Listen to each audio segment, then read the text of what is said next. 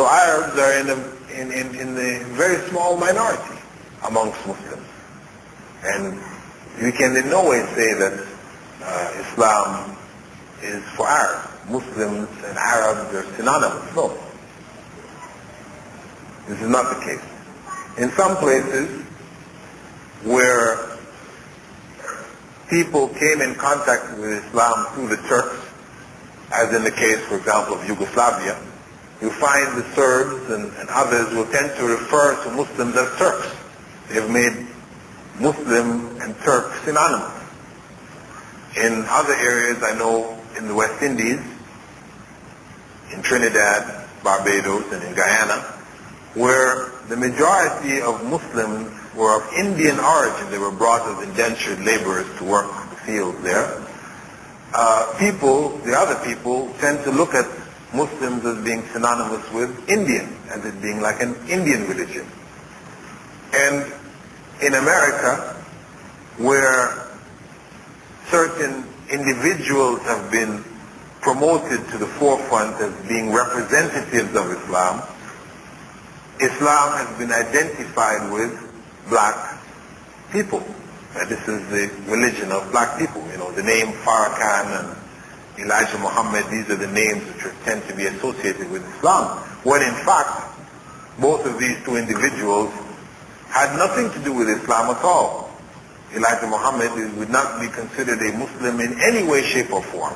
He used the name Islam, but him and his teachings have nothing to do with Islam. Similarly, Farrakhan is considered to be a deviant to the point of never ever being in Islam.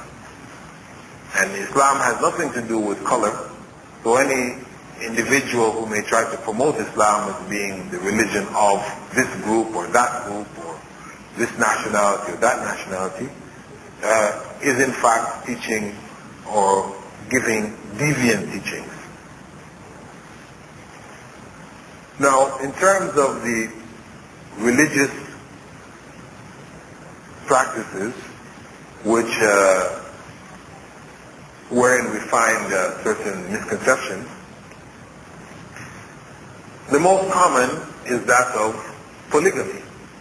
Usually once a person says, especially in the West, you know, a person finds out you're a Muslim, the first thing they ask about is polygamy. What is this polygamy?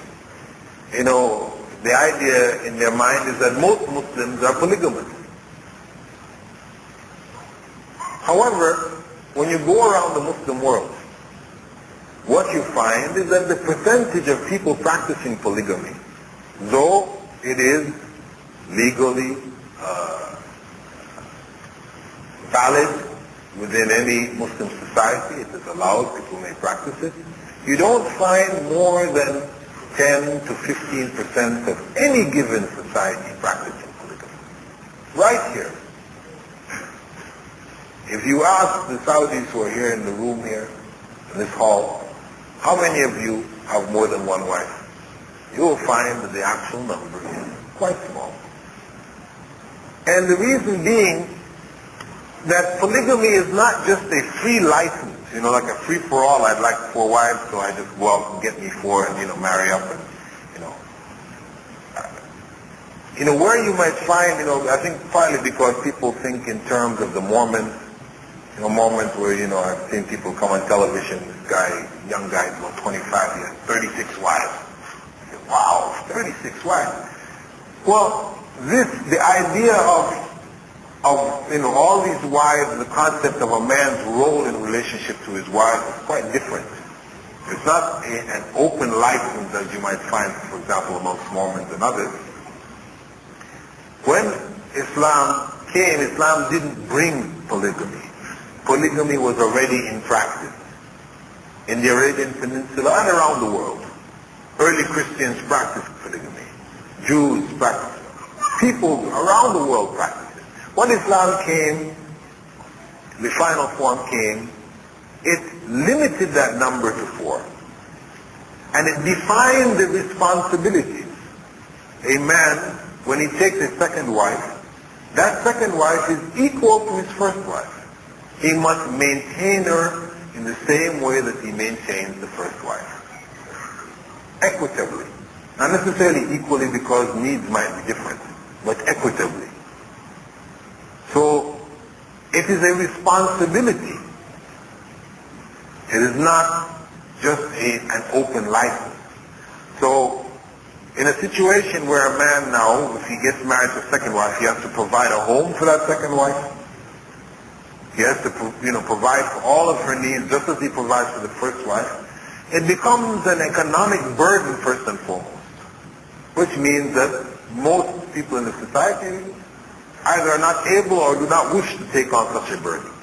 So though they may wish to have a second wife, and it is part of the nature of men to want to have another companion, this nature is either expressed in a legal way, for example, in Islam where it has been legalized and responsibilities, rights, etc. are defined, or it is expressed in an illegal way in societies where you find monogamy is the law, but a man may have 3 or 4 girlfriends, or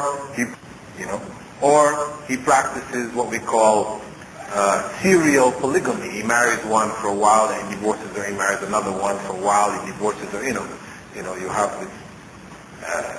this desire for a multiplicity or variety, is there, but it's just expressed in these other forms.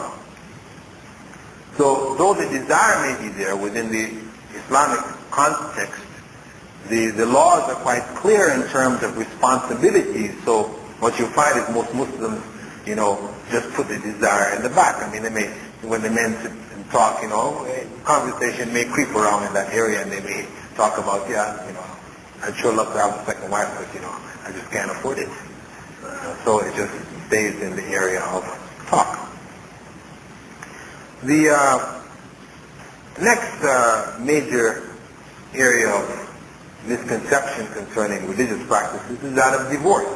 I know when I was checking out about Islam, what I was told about was that Muslims, when they want to get divorced, the man just tells his wife, you're divorced, you're divorced, you're divorced, 3 times, finished, all over. Very easy procedure. And of course, this looks very gross and sort of oppressive to the woman. This guy just says 3 times and you're out. But when you actually get into the system and you understand the way the law operates, what you actually find is it's not that simple. There is a waiting period. There are conditions. A man may not pronounce divorce when a woman is on her period, because we know that when the woman goes through these biological changes, it